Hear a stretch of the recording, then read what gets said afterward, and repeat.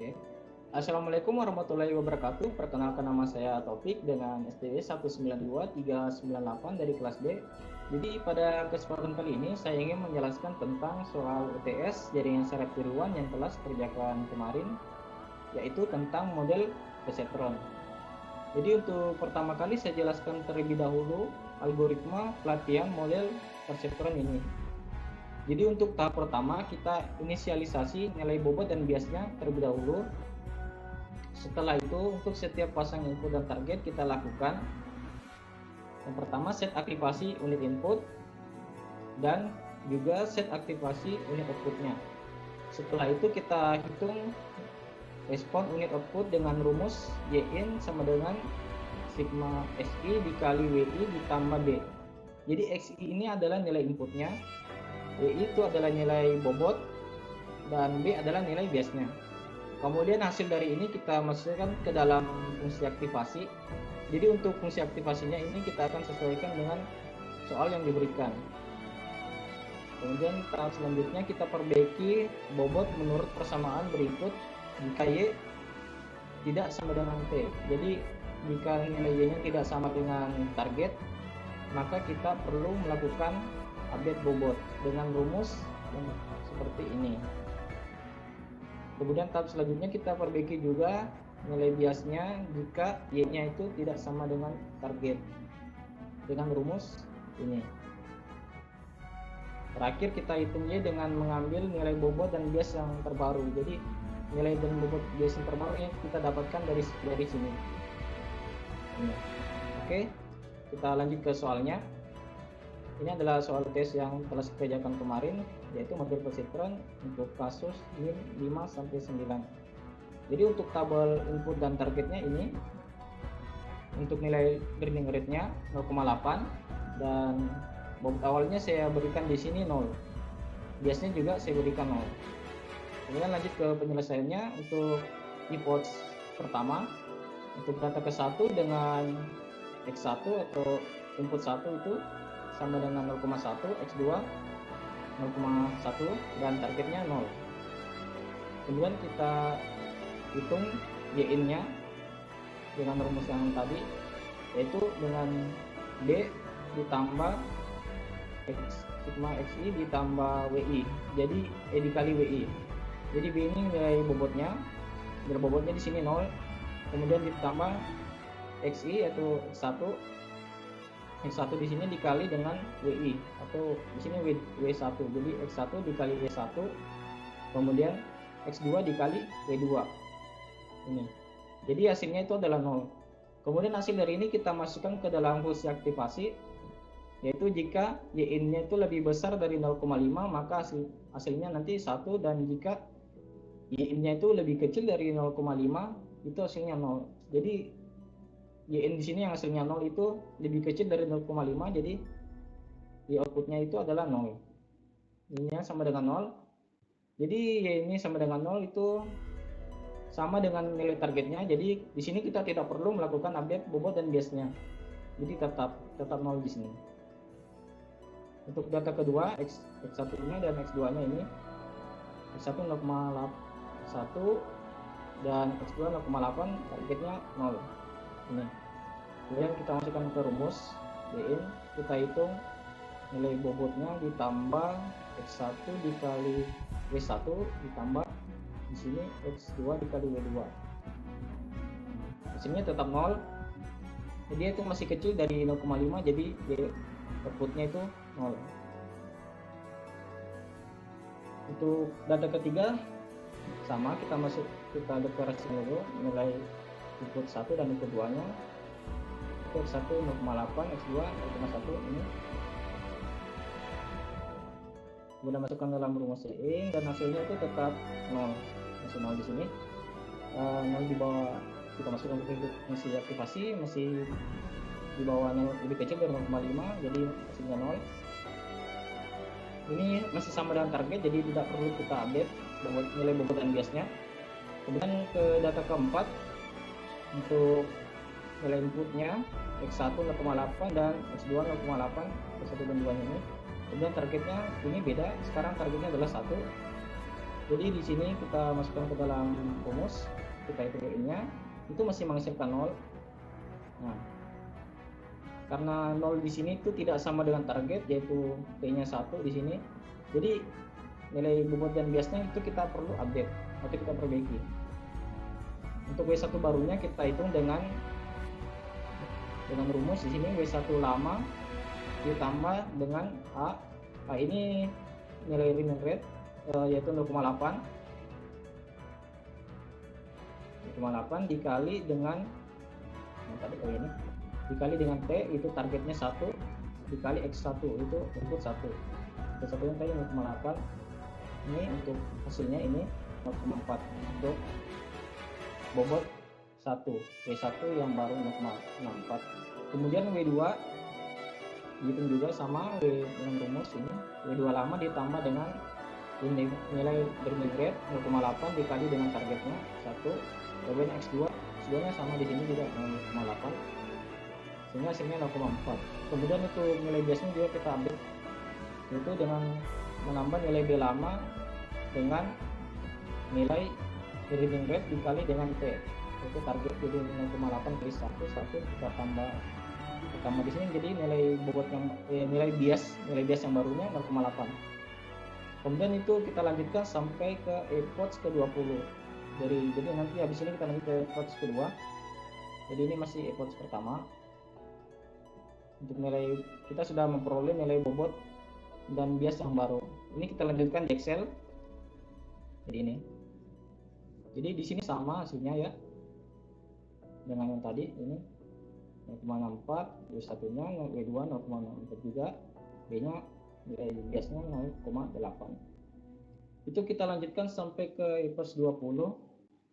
Jadi untuk hasil perhitungannya di sini ini, jadi untuk Y-nya itu kita gunakan nilai bobot yang terbaru yang ini tadi. Nah, itu. Jadi di sini kita tambah nilai biasnya dengan nilai bias ditambah ini X1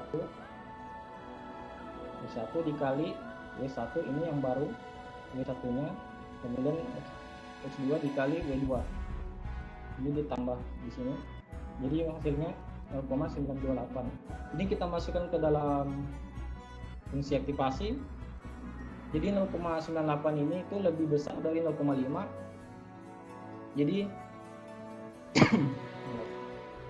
Jadi dia hasilnya 1 di sini.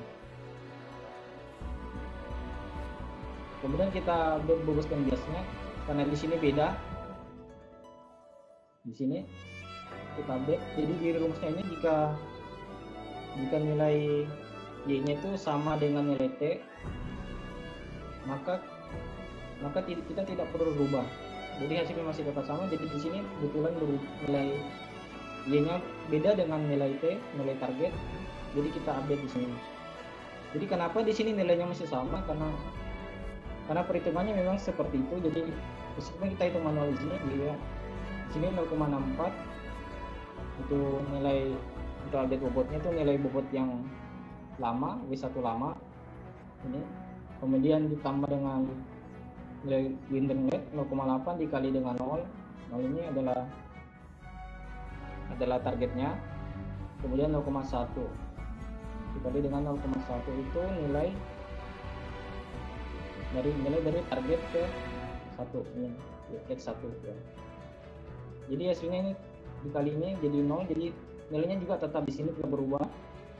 Jadi ini itu sama juga yang lain, jadi nilai bobot dan biasnya itu tidak berubah sampai ke epoch ke-20. Jadi hasilnya tetap 0,64 untuk W1 nya dan W2 0,64 juga, dan nilai biasnya 0,8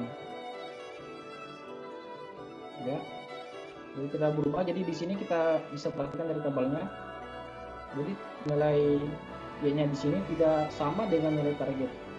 Jadi di sini satu semua, sedangkan nilai targetnya itu 0,001. Di sini masih 1,1. Nah, untuk kesimpulannya nanti saya jelaskan. Jadi kita masuk dulu ke sini, kita tahap testingnya. Jadi berdasarkan hasil akhir yang tadi kita peroleh nilai W1-nya 0,64 dan W2 juga 0,64 dan nilai biasnya 0,8 tadi kita masukkan ke dalam tab testing di sini. Ini XI dikali WI ditambah B nilai bias.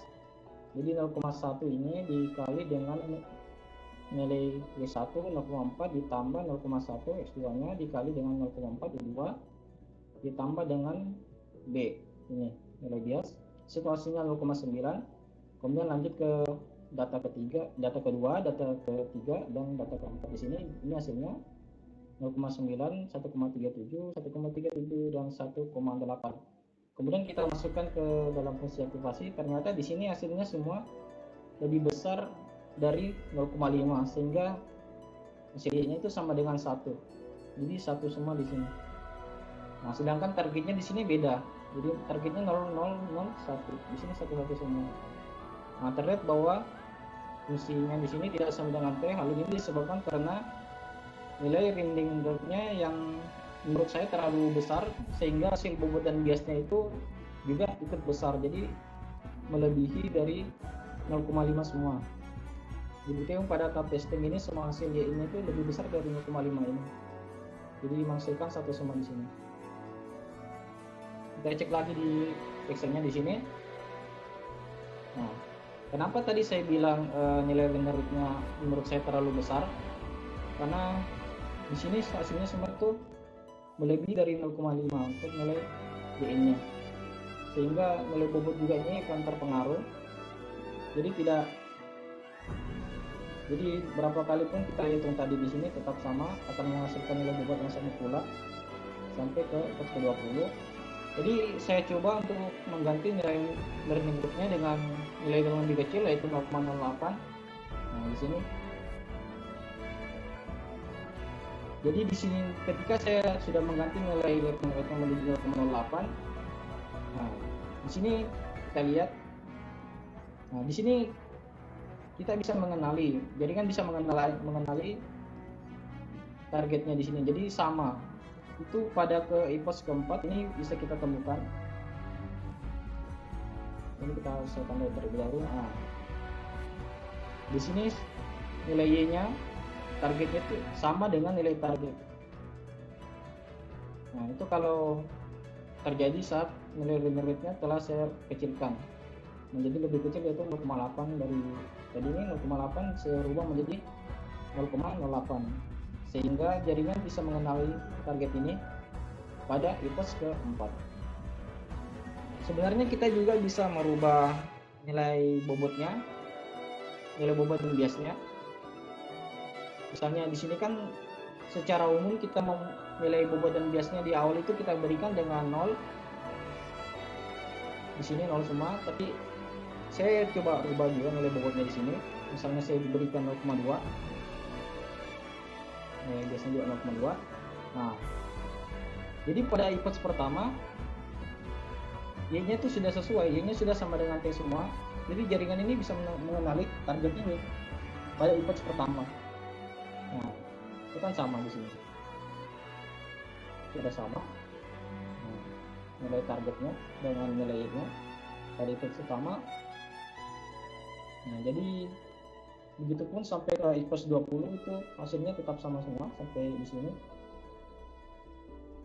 Nah, itu jika saya merubah nilai bobotnya dan juga nilai biasanya menjadi 0,2. Tapi secara umum kita memulainya biasa dengan angka 0. Jadi di sini yang saya ganti itu adalah nilai rinding rate-nya. Jadi kira-kira begitu saya yang bisa saya jelaskan tentang model kesetaraan yang telah saya kerjakan ini. Jadi kurang lebihnya mohon dimaafkan. Wabillahi taufiq wal hidayah. Wassalamualaikum warahmatullahi wabarakatuh. Semoga penjelasan saya jelas. Ya, terima kasih.